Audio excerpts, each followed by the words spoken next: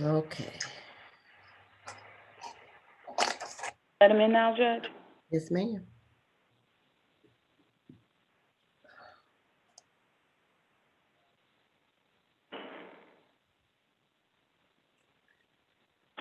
Good morning, Council. Good morning. Ms. Richard, you're still on mute. Okay, good morning. Good morning. Okay, we'll do the motions first and then see where we are. And I should just flag Jun Sung is actually going to be arguing the motion, so he should be joining any second. Okay, because I thought we were ready to go. And I'll send him a note right now to make sure he logs on.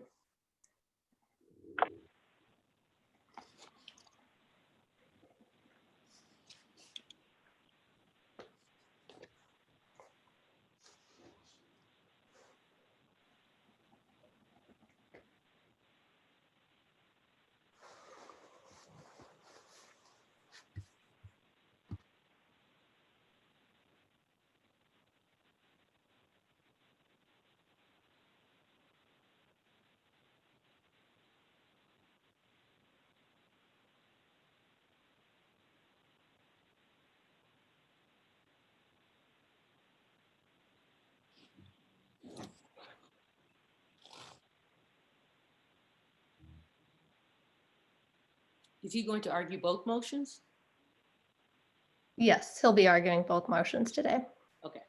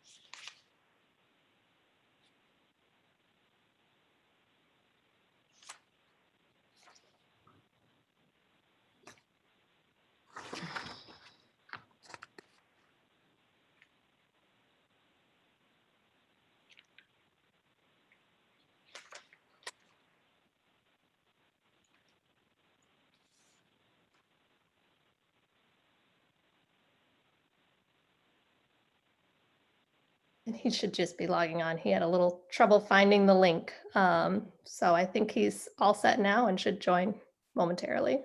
Okay.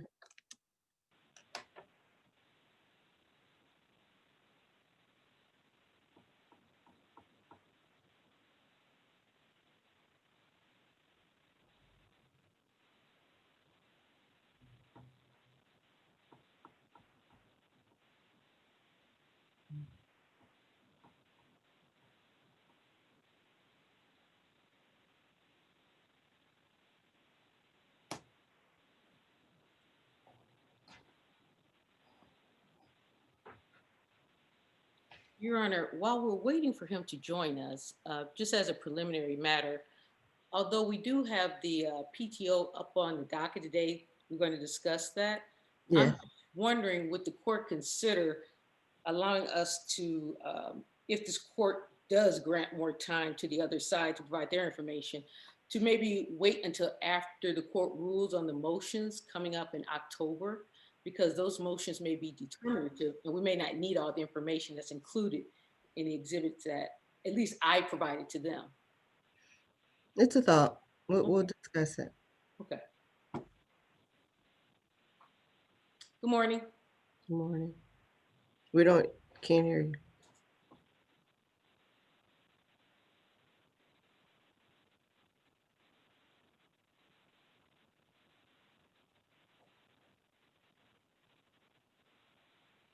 Carrie, would you mind sending him an email or a text, letting him know we think can't he hear him? knows. Oh, he knows it now.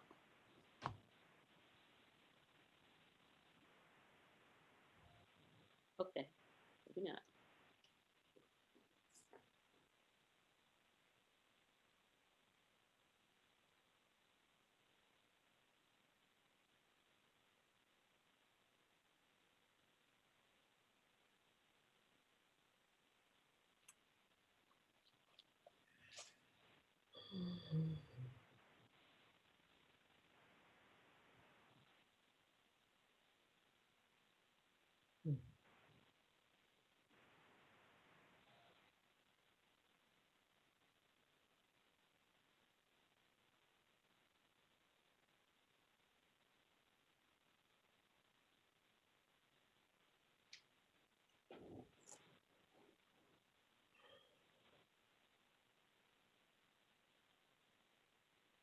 Okay.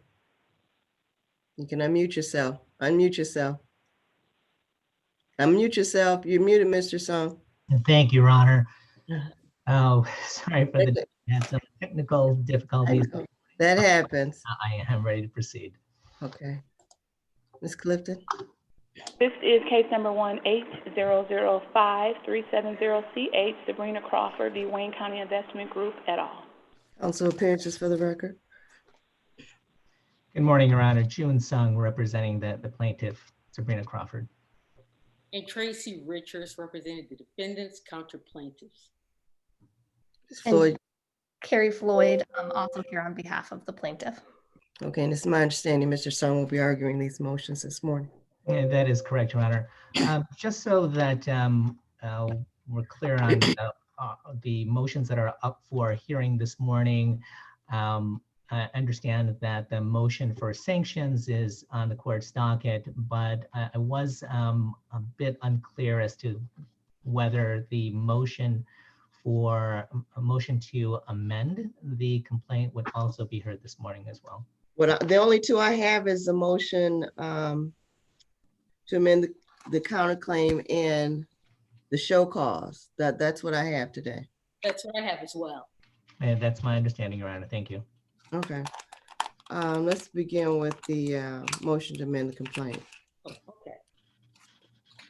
Your Honor, very briefly, this court may recall a motion for summary disposition was granted last year. There was a Court of Appeals action that dismissed two of my counterclaims. One was fraud and one was misrepresentation related to the fraud. At that time, the court entered an order dismissing those two claims, and we also discussed me providing an amended counterclaim. Since that time, Your Honor, I did actually file a motion for an amended counterclaim back in March. However, that wasn't heard. I did dismiss that motion because I did agree to dismiss those two claims. I actually had them included. So it was my intent to go ahead and refile a new one, but due to the pandemic, things happened and I never got around to it. So then when I realized that it was not filed, I refiled it recently. And this time I added a second amended counterclaim and I removed those two claims. And what I also did too is included the theory regarding net management. This court may recall during various hearings, it was recently discovered during this case that net management was not actually owned by Leonard Spratt and Lori Spratt. Instead, it was owned by someone else. She did not sell it to Leonard Spratt until 2015. However, the quitclaim deed, as well as the land contract, all that was entered prior to the time that Leonard Spratt actually owned net management. So that issue came up, but that issue was argued last year. It was also included in the information sent to the Court of Appeals. So what I did is I just basically added more details to that theory, because actually this court may recall, we actually have a motion for rescission regarding that very fact, as well as other facts that may lead to rescission. So I just included that in my second amended counterclaim. It was nothing that we've not litigated. It's nothing that we haven't done discovery on. And so when I read the response to my motion, I was actually surprised because counsel made it appear that I added a new claim and or theory, and that is false. So what I did is I filed a reply. The court may not have had a chance to look at it, but I filed that actually on Saturday. And what I did is I attached a copy of the discovery request showing that, last year, that I actually mentioned Tiana Copeland, that's the owner of Net Management during the relevant time periods. And also attach something else too to show that this is not a new matter. So for them to argue that this is a new matter, Your Honor, that's very disingenuous. And also it's intended to basically mislead the court. In this case, I don't know if this court recalls, but it just seems like we're 2 years into this case and we keep litigating the same issues going over and over. And so the court had already basically said I could amend the complaint. That makes sense. However, in terms of adding anything, there was no new cause of action added.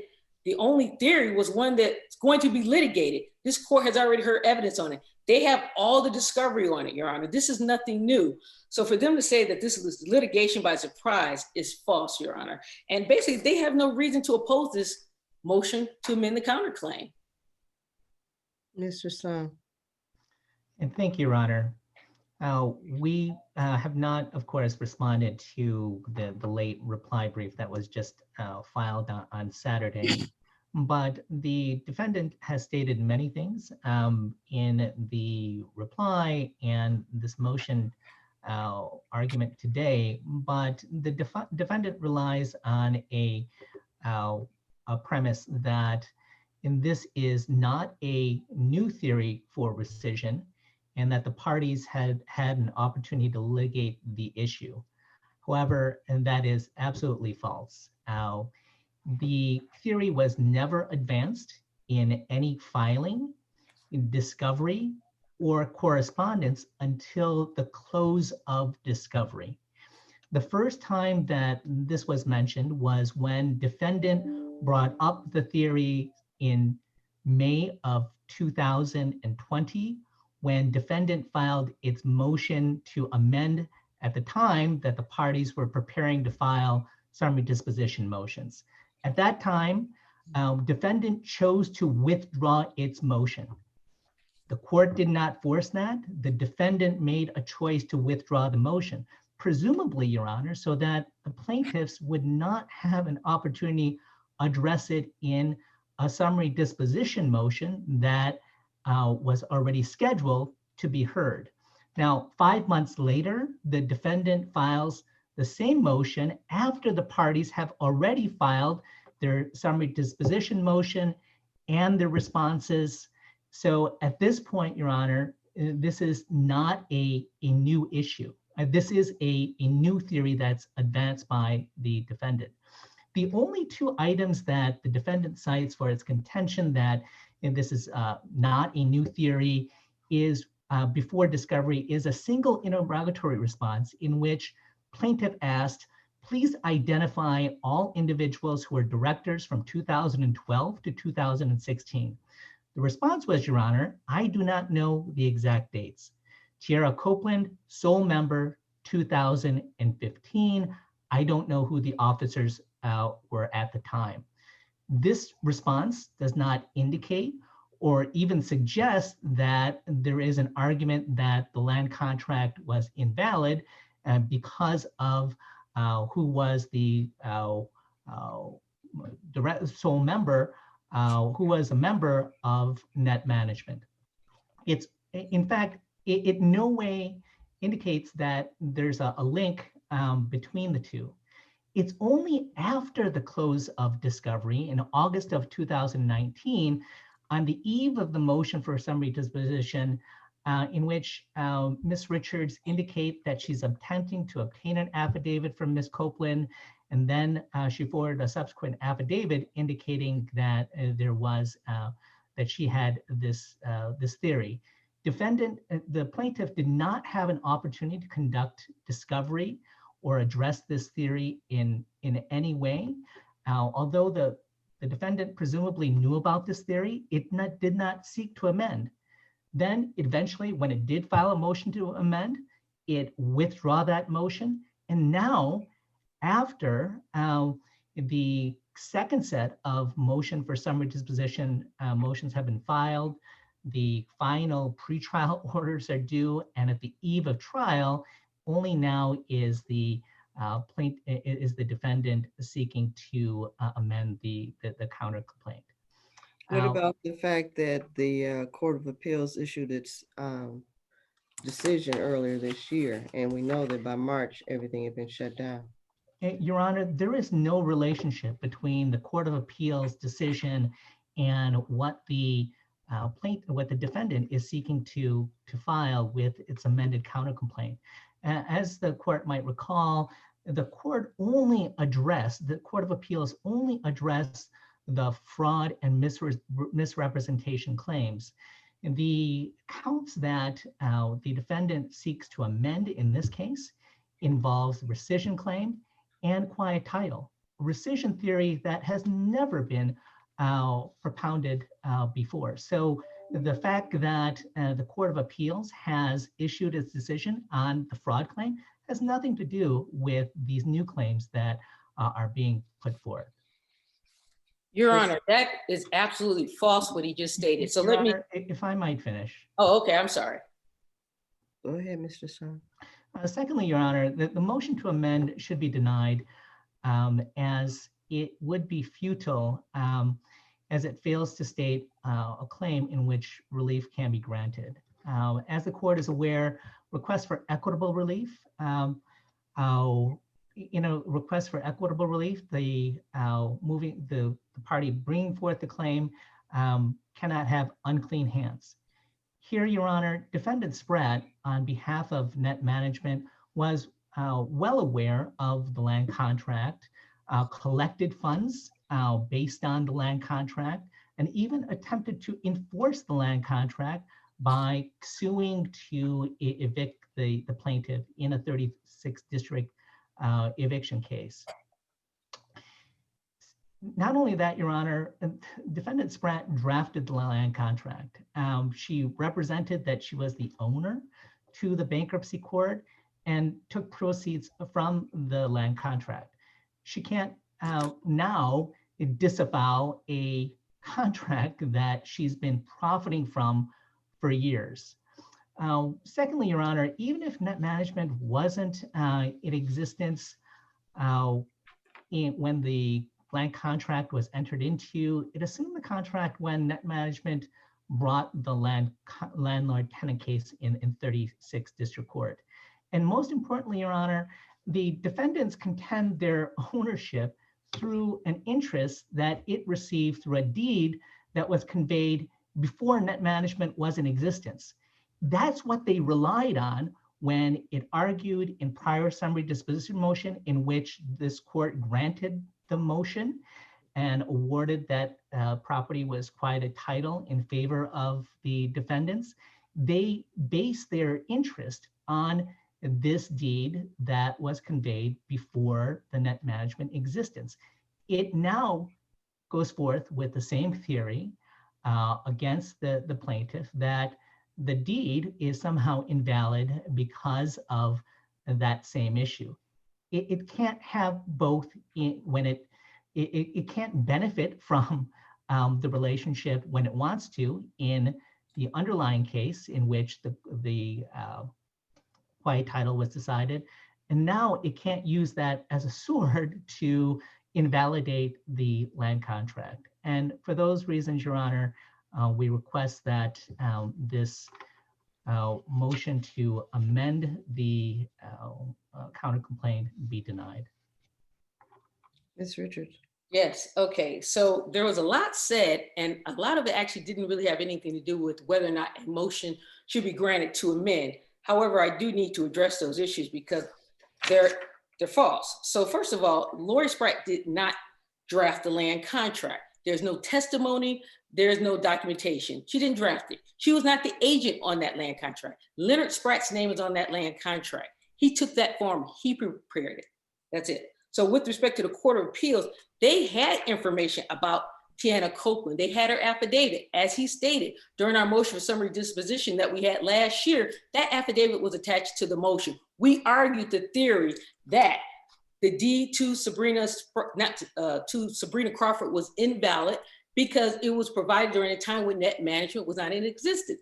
He even admitted that, Your Honor. So for them to say that they didn't have a chance to litigate or get discovery, that's false, because as this court know, when they brought up Lori Spratt's bankruptcy petition earlier this year, they asked for time to get discovery. This court granted it. They never asked for additional time to get discovery on Tiana Copeland, even though they received this information last year, as indicated by the email that I attached as an exhibit to my reply, where I showed that last year, back in March, I believe, I gave them the email with the affidavit.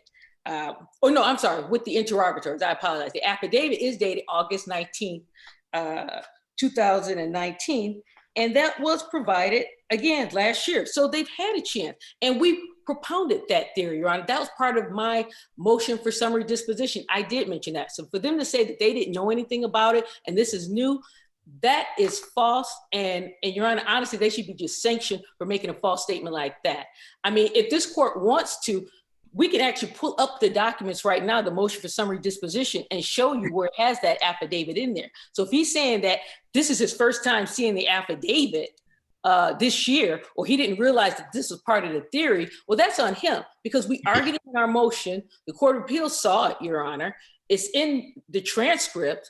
And more importantly, Your Honor, next month, that's already in, my motion. They've addressed that in their response, Your Honor. So they can't say that, oh, well, Your Honor, we didn't have a chance to do discovery. They chose not to do discovery on that. I do want to address the issue, even though I don't really believe this is the proper forum, but because he mentioned about the deed and that we're relying on the same deed or the same theory, that's false, Your Honor.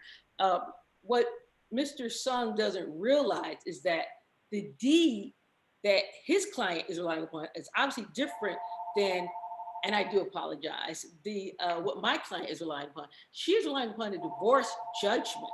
That's what gave her the right to the property.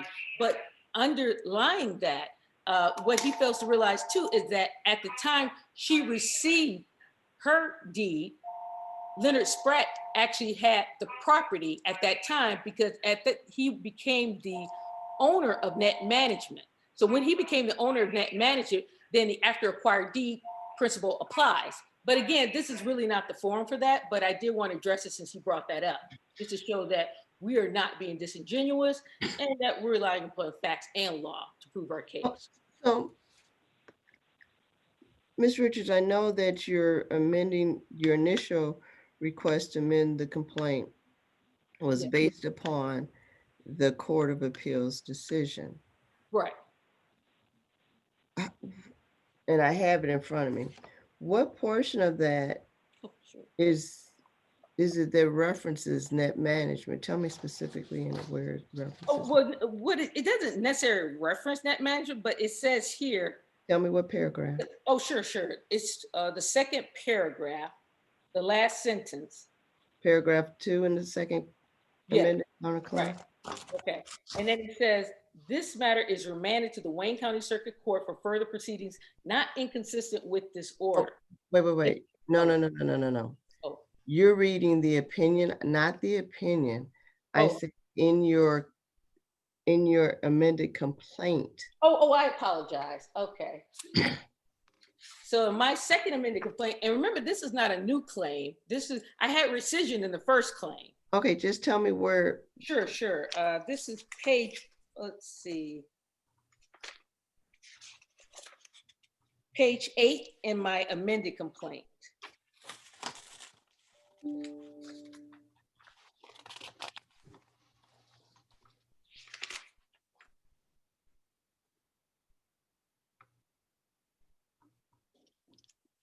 Okay, under count 2. Count 3 at the very bottom. Okay, wait. Now was there count 3 previously in your counterclaim? Here it is. And I'm looking at it. I didn't label it as such, count 1 and 2, but I do have a count for rescission of land contract. And In that's, the, in the yeah. first amended complaint. yes. So there's rescission of land contract in the first amended Oh, complaint. yes, definitely. So, Okay. so does it encompass basically what is set forth in what is now titled count 3? There's an addition. So I did add more. I added about Tiana Copeland because I didn't have this information when I first did this, prepared this counterclaim. Okay, So- tell me what paragraphs you added in the Sure. second amended. Okay. And I may have changed some other things, corrected some grammatical error, reduce some superfluous information. Let's see, but Tiana Copeland starts with allegation number, 75 on page 10 of the amended counterclaim, second amended counterclaim.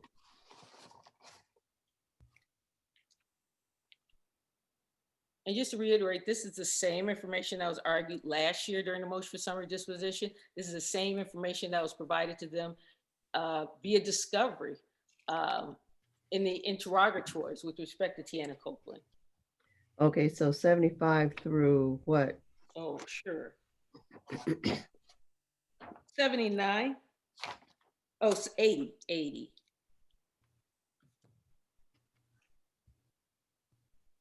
81, I'm sorry, 81 too. So, yeah.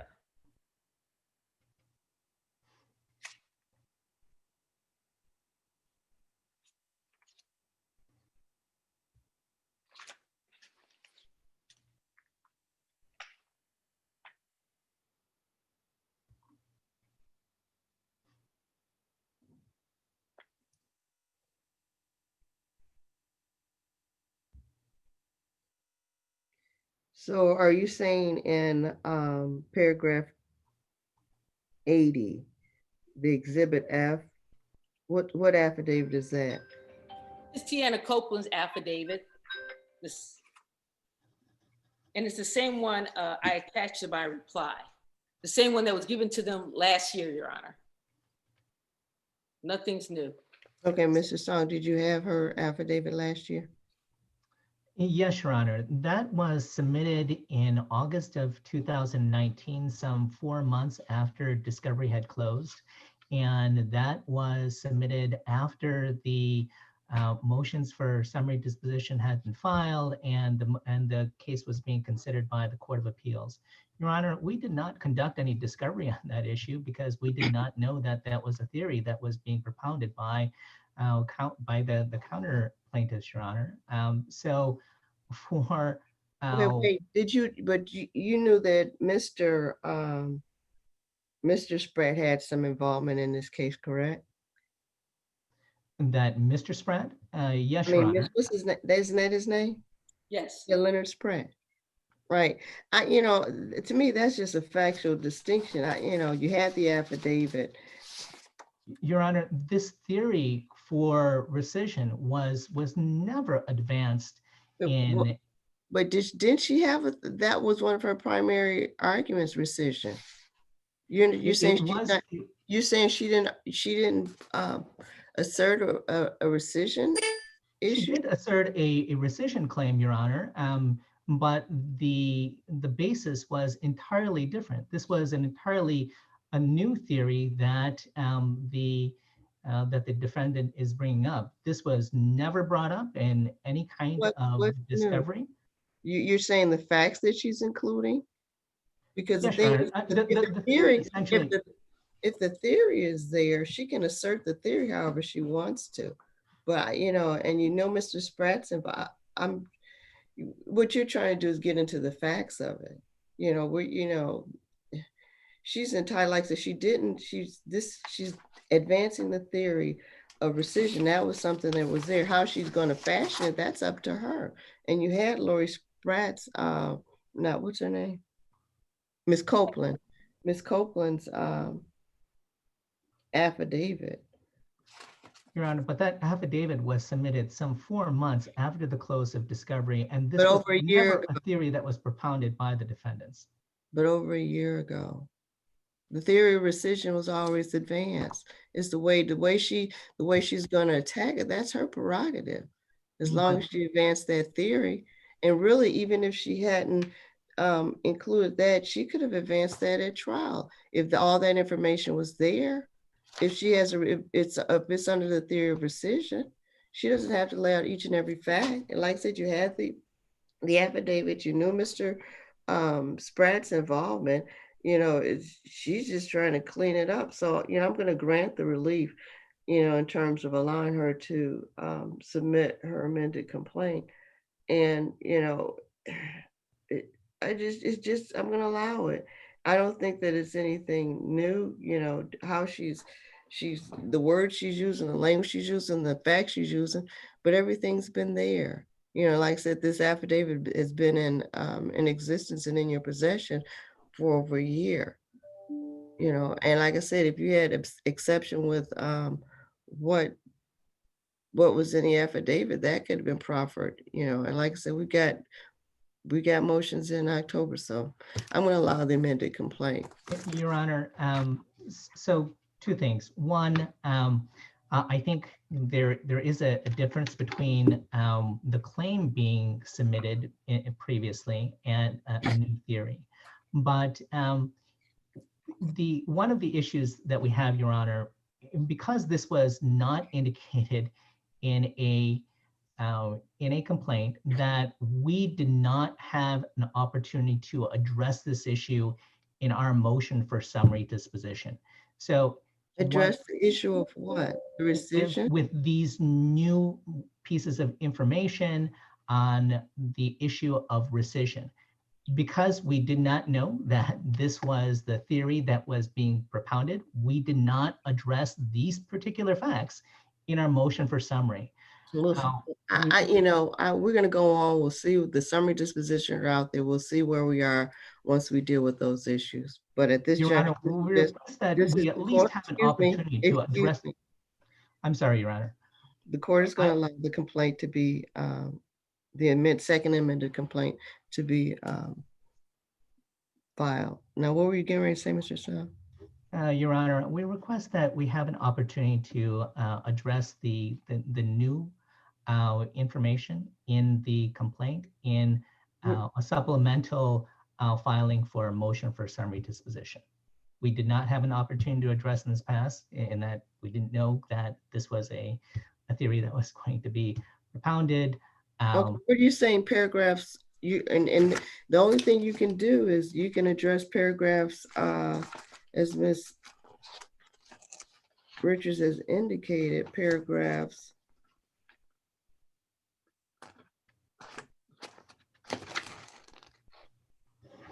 75 through 81. I mean, they're going to answer the complete counterclaim, correct? Right, but no, he's talking about in terms of his summary disposition. But Your Honor, in my motion for summary disposition, just like I did last year, I brought in this same theory about Tiana Copeland being the owner. So he has to address it in his response to my motion for a motion for rescission. I brought this in. So for him to say he doesn't get a chance to respond to it, that's false. Your Honor, when the motion for summary disposition filings were made, the defendant, Ms. Richards, chose to withdraw her motion to amend. Now, what she's suggesting is that we somehow respond to a motion that she somehow withdrew for whatever reason, and that it would be absolutely unfair for us not to have an opportunity to respond. When is the date of the motion? For rescission is October 28th. But what I'm saying, Your Honor, I put this theory in my motion for rescission, so they have to respond to it. Right. But like I said, the thing is, if you want to file a supplemental response, you can file a supplemental response, because like I said, it's a month away. So you can file a supplemental response by October 9th. And that would be a supplemental response to defendant's motion for summary disposition, as well as a supplemental response to our motion for summary disposition as well. It's the motion for rescission. And if I may just jump in to clarify. So the responses are not yet due. They're due in mid-October, but we filed our own motions for summary disposition. So we would want to supplement our motion and request that the court grant relief for us in our favor on this theory. Like I said, any like I said, they're the 28th, right? Any supplemental responses have to be in by the 9th of October. That's what I just said. Okay. So any supplemental responses have to be submitted to the court by October the 9th.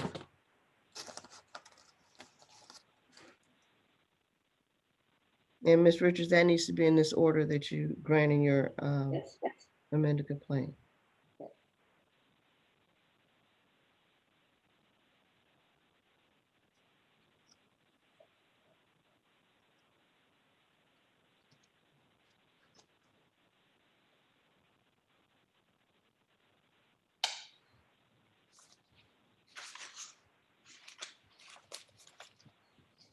Okay.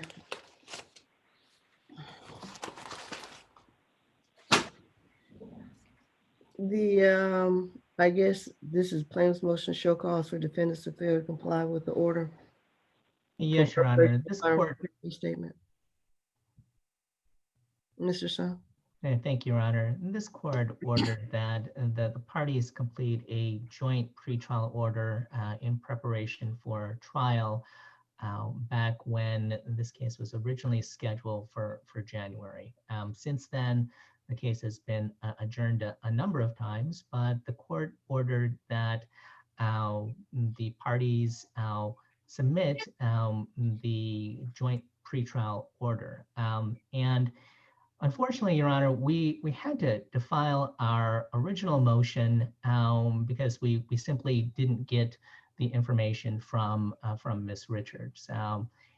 As the court might recall, we were here for another matter, and the court indicated to Ms. Richards that the exhibits have to be marked and submitted to plaintiff's counsel. And that was important, Your Honor, for a number of reasons.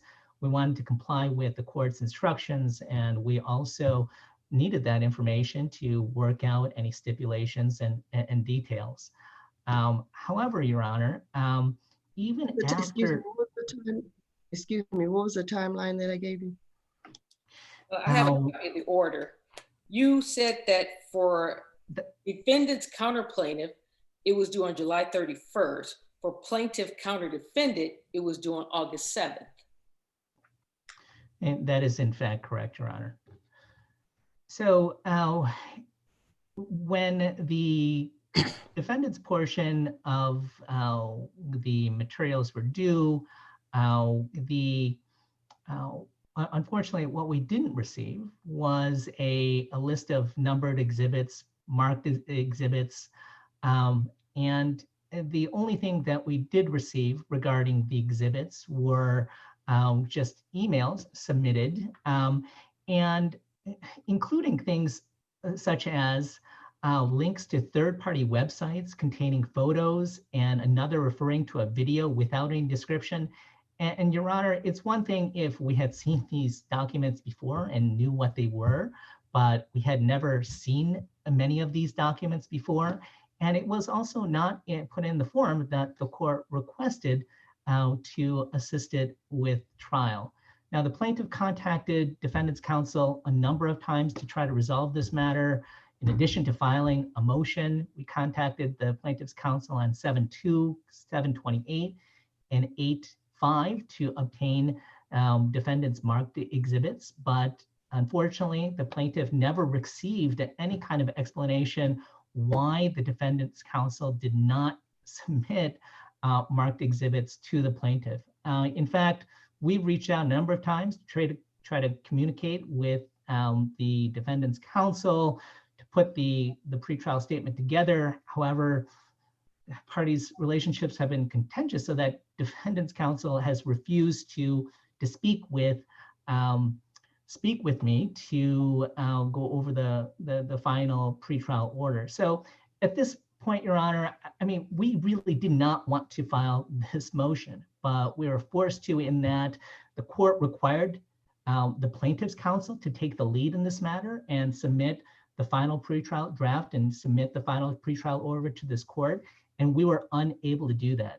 So, Your Honor, what we're requesting at this time is that there be sanctions as a result of the defendant's failure to comply with the court's instructions regarding the final pretrial order. Those sanctions can include preventing from defendants from introducing any exhibits for trial. But in the alternative, Your Honor, what we're looking for is simply marked exhibits of their proposed exhibits. So we have that available. We know what the defendants are preparing to go forward with, and put a final pretrial order together so that the case can finally go to trial. Ms. Richards. Yes, Your Honor. During the first hearing that we had regarding the PTO, this court may recall, I actually provided everything with the exception of the marked exhibits. That was the only thing. So I already had everything completed except the exchange of documents. Okay. With respect to what happened recently, I did submit everything prior to the deadline. I didn't even wait till the last day to give them everything. I sent it before that. What I did, Your Honor, I sent it via email. That's it. And what I didn't do, the only thing I didn't do was put a blue sticker on it because I sent it via email. But what I did do with each email, I put, this is exhibit A, B. And just so that they wouldn't be confused, as I provided, this court has a copy of it. If you look under exhibit C, you have a list of like all my PTO exhibits. Or actually, I think that's exhibit A. You have a list of all my PTO exhibits.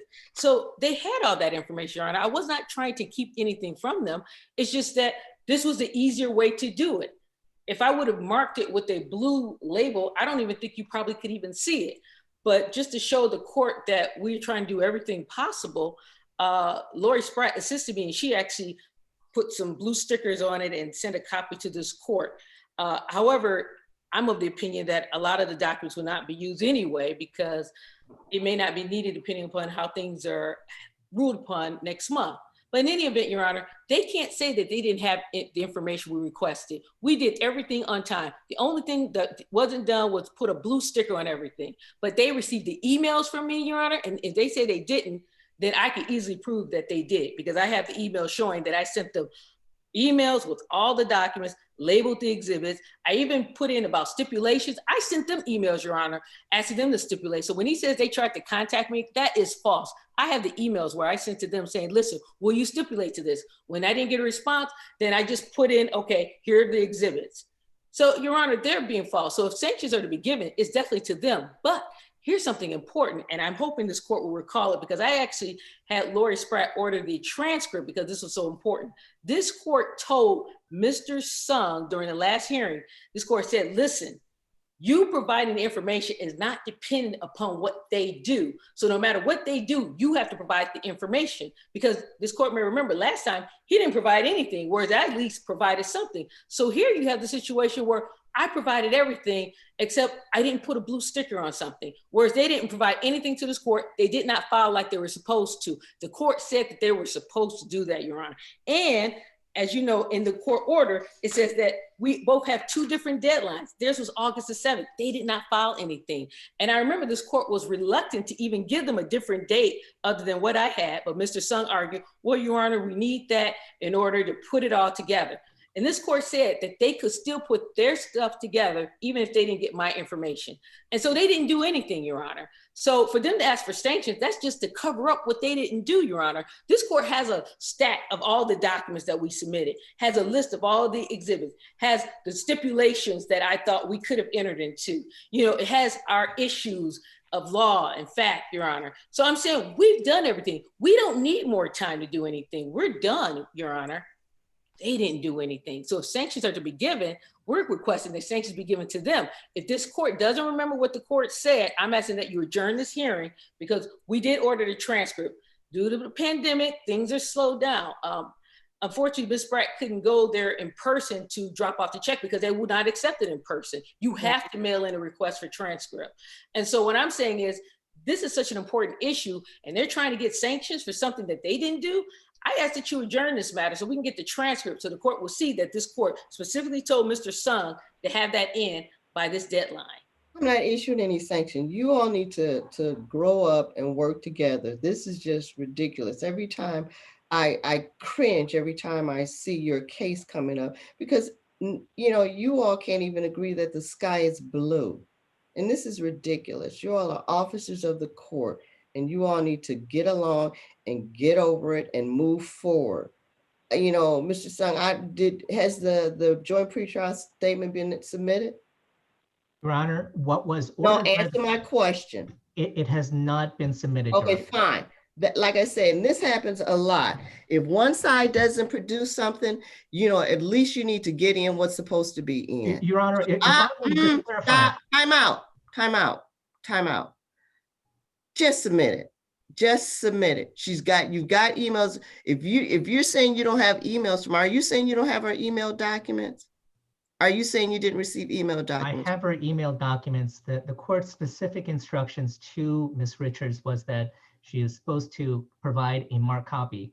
I have 20 separate emails, Your Honor, 20 separate emails, just random items. Sometimes it has a description of what it is. Sometimes it doesn't. But does it have does she tell you what exhibit it is? That's all you need to know. She doesn't have to try her case in the exhibits in the final pretrial order.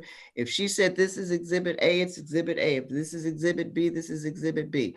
Now, the one thing, Ms. Richards, relative to, you said there's a video? Yes, there's a video. Okay, do you have the footage of the video? I don't. That's why I had Lori Spratt send it to them directly. Some of the information I don't have. So Lori Spratt had it. So she sent it to them directly. But you know what? To make it easier for them, and I don't even know why they didn't do it this way. Because of this motion, I actually filed the big stack, and the court has a copy of it. I'm saying it was e-file. I do. Yeah. So I'm saying they had to have a copy of that too. They could just print it out. So that way they don't have to go through the emails if they're saying that's cumbersome. They can just print out that one attachment that I scanned in personally, Your Honor, in preparation for this motion hearing.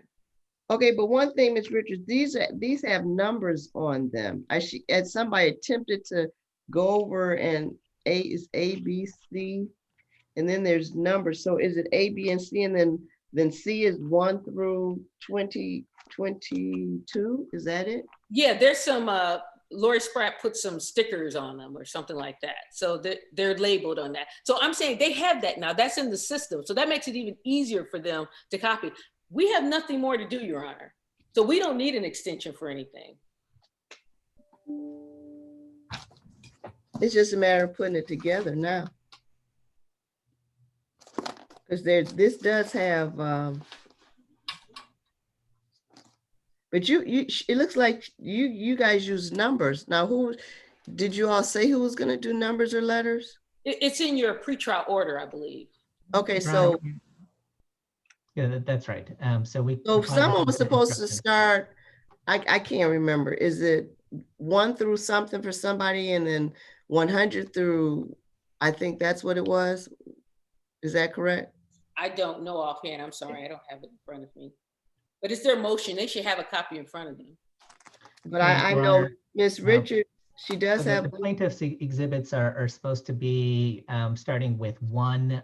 The plaintiff did submit marked exhibits over to Ms. Richards, and the numbering, I believe, is supposed to, for the defense exhibits, start numbering with 101. Okay, so that's one thing, Ms. Richards. She just did 1.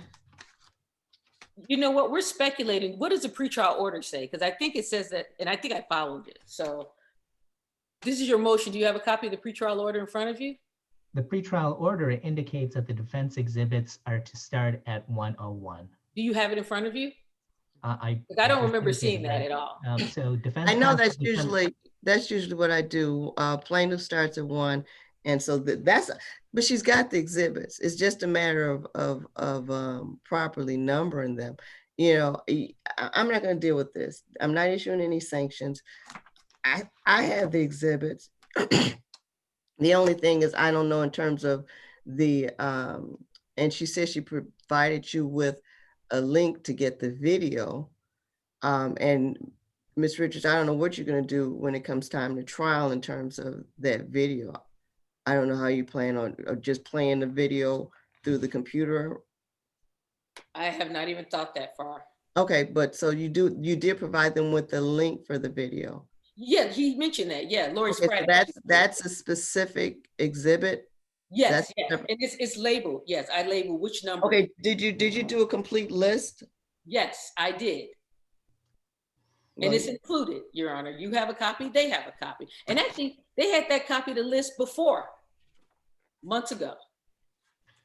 You know, that, Your Honor, that list doesn't indicate all of the documents that were submitted. So sometimes there's a general description of what they are, but for each document, photograph, and video, it does not have a separate description of what it is. And Your Honor, I didn't put every picture labeled. I put them in. it doesn't have to. If they're in a packet and if her list, because I'm looking for your list, I don't necessarily see your list. It should be the first page in the exhibits. I don't see the one thing. I don't have a list. Wait, hold on. Yeah, I do have a list. And that's the list that they have. And the only thing is it just has to be changed from 1 to 101. She doesn't have to explain she doesn't have to explain it, each page in each of her exhibits. That's what her exhibits are. She can group her exhibits however she wants. She's listed them here. So you just need to change, and you being plaintiff, all you have to do is change 1 to 101, 102, and it goes up to 122. So hers will be 101 through 122. That's it. But like I said, I don't know what I'm denying the motion. Just prepare. I want my joint final pretrial order. I'll give you a week next Monday. So yeah, everything's here. Like I said, I've got everything. I've got everything. You can't see it, but it's here. I've got it's about, where's my ruler? Her exhibits are a stack of approximately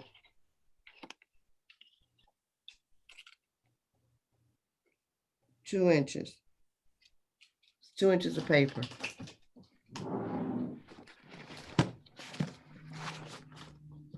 And what I would suggest is, and what I would have liked though, is it in a binder, but that's neither here nor there. And I'll hold on to this, but I do need a hard copy of plaintiff's exhibits. How many exhibits do you all have, Mr. Sun? Your Honor, I believe we have 24 or 25 exhibits. I can't recall exactly, but that was submitted to Ms. Richards already. Okay, and ultimately, I'll hold on to these so that, and at some point in time, they're gonna have to be renumbered or whatever, but I'll hold on to these so we don't have to kill any more trees. The plaintiff has until next Monday to provide the joint pretrial order to this court. Yeah. Thank you. Anything else? Nothing from plaintiff.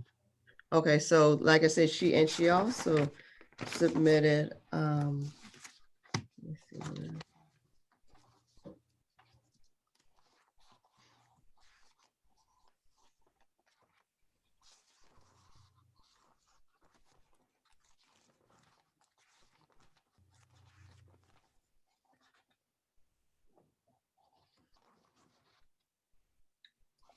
And she's also, she did the written part of it too.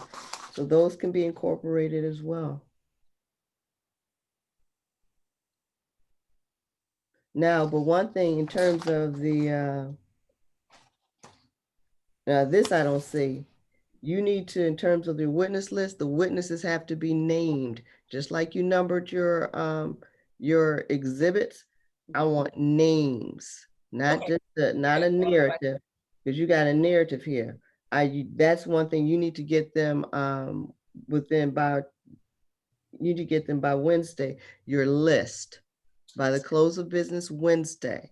Okay, so okay, I don't see it on, I'm looking at your portion of the, I think I just relied upon my witness list. no, Okay, that's not working. okay, They okay, need to be listed. okay. What about keeper of records? List those as well, or just those names? Yeah, if you got the name for it, if you No, have, if I don't have their name for the keeper of records, I don't, for some of them. but the keeper of records of whatever entity you're relying on. Okay. So I do need that. That's not here. You need to get them your witness list by Wednesday. Okay, so just give them a list of names. Don't just give them the witness list. Give them a list of names. Okay. Right, because that It'll has be to the be, same names, but okay. I'm sorry. It will be the same names on the witness list. I don't care. It has to be this is part and parcel of the joint final pretrial Okay, order. that's not a problem. You have to list your witnesses that you plan to call at trial. Okay. So you need to provide that to them Wednesday, and they're going to rely, and she's provided her claims, her exhibits, the issue to be litigated, issues of law, the evidence problems that she perceives, and you all need to do the same. You just incorporate the two. And as to the witness list, it has to be the witnesses. Okay. Anything else, counsel? Your Honor, one of the requirements that the court set forth in its pretrial order was that parties discuss whatever stipulations that they agree upon, request that Ms. Richards provide to plaintiff any stipulations that it has for our exhibits and witnesses, and we can certainly do the same. I'm hoping that we can add the information into the final order. So if perhaps that can be done by Thursday, that will enable. Okay. Your Honor, I've already submitted emails to them saying, this is what I'm willing to stipulate to. No. That's got to be part. What you have to do. Okay, you need to tell them specific. Redo it, because I don't want there to be. Okay, that's fine. I'll resend it. Hold on. Stipulations must be exchanged by Wednesday as well, and then you all make the determination what you can agree on by Thursday. And Mr. Sung, this needs to be in this order. So as I indicated, Ms. So there's no confusion, Ms. Richards to provide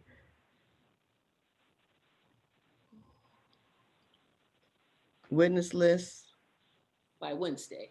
by Wednesday. Exchange stipulations by Wednesday.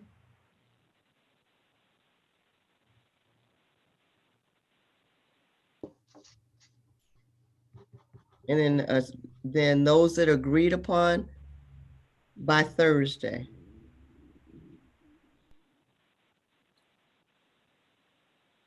And just to make it easy, since I've already given them my exhibits and I don't have theirs, anything that I have that they agree upon, they can let me know.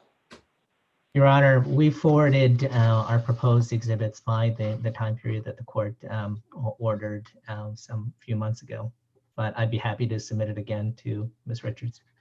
So you emailed them to her? I did. Okay. So Ms. Richards, do you have them? I have a few of those emails, yes, but I don't have like one stack or anything in hard copies now. No. I'm saying, do you have what they're, Mr. Sung, how did you present it to her? I submitted that You by didn't present email, any Your Honor, but I'd be stipulation. happy to send that. But again. I'm not talking about stipulations. I'm talking about his exhibits. I submitted that by email. Was it one email and did you give her your list? Yes, they one email with lists and marked exhibits for all the proposed exhibits for the plaintiff. Okay, so you need to refer back to that email, Ms. Richards. Okay, so again, with respect to what they sent me, I don't remember receiving one email like he just described. However, what I'm saying is, Mr. Sung, time out. Mr. Sung, can you Yes. just resend that email? I'd be happy to. Okay. Is there anything else? Yes, Your Honor. Just briefly, this is unrelated to what we just discussed, but I noticed in the motion to amend, in the response to the motion to amend, they attached a copy again of Lori Spratt's bankruptcy petition. And this court previously ruled in limine that that's not to be used unless it's subject to, unless a foundation is laid. So, and they didn't, Your Honor. And the reason that the court didn't allow it before is because Lori Spratt was not the owner of the property that deeded it to Sabrina Crawford. She's not listed as a land contract vendor. It's irrelevant what she put on her land contract, on her, her bankruptcy petition with respect to the property. So I don't really want them to keep bringing this document beforehand if this court already ruled on it, that in the motion for limine, that it is not to be used unless they could show, a reason for using it, and they have not done so. So I just wanted that to be made clear, that's all. And this is regarding the upcoming motions. Your Honor, the court did not prohibit the plaintiff from submitting the document at trial. Like all documents, foundation has to be laid. It did not prohibit the plaintiffs from using the document for other purposes, including motions for summary. And you know what, Your Honor? Guess what? We're going to agree. That's what the actual order says. It says this decision can be reviewed at a later time after the plaintiff has laid a foundation for the use of these documents. And what I'm saying, Your Honor, they just attached the bankruptcy petition and that's it. And they don't show how it's related to anything. So I'm saying, even in upcoming motions, I just don't want the court to be confused by the use of documents. I'm not confused, Mr. Richard. Okay. I won't be confused. I won't be confused. Okay. But like I said, because my ruling was just in terms of trial. So Okay. if there's something preliminarily that they want to use it for, that's fine. But once you get to trial, that's it. That's when it can't be used, definitely. So anything else? I know, that's it. And nothing Okay. further. So we'll prepare the order on the regarding the motion for sanctions joint final pretrial order, Your Honor. Right. And Ms. Richards, you need to file your, where did I put that? Your order relative to, did I say anything specific? The motion to amend, yes. Right. And then in that I talked about the fact that there's any supplements to any motions for summary dispositions, they have to be filed by October 9th. Yes, I have that. And that needs to be in your order. Yes, it will be. Okay. Anything else, counsel? Nothing, Your Honor. Okay, so we have what I'll do is, and I'll try to make myself a note, is that you'll probably get your trial date. It'll be in 2021. Now, tell me, I forgot, was there something that we were gonna do from a bench trial perspective? I think I don't remember. No. I'm mixing up cases. So far, no. I mean, we have our motions on the legal issues, but there's no bench trial plan for this case. Okay, so it's going to be a jury trial. So that's clearly sometime after the first quarter of 2021. So I'll try to give you a date in October. So remind me if I forget. And we'll put because the final pretrial was supposed to be today, but we'll put that over to then, and then you get your trial date for 2021. Okay, and Your Honor, with respect to the supplement, any party can file a supplement. Only Oh, okay. only on the issues of the rescission paragraph 75 81. Okay. Yeah. Only as to the rescission issue relating to paragraph 75 to 81 of the amended complaint. That's it. Okay. Nothing else. Nothing Okay. else. I'll put that in the order. Okay. Okay. Okay. Anything else, counsel? That's it. Okay, so we have October, you said October 28th? Yes. Let me confirm. Give me a second.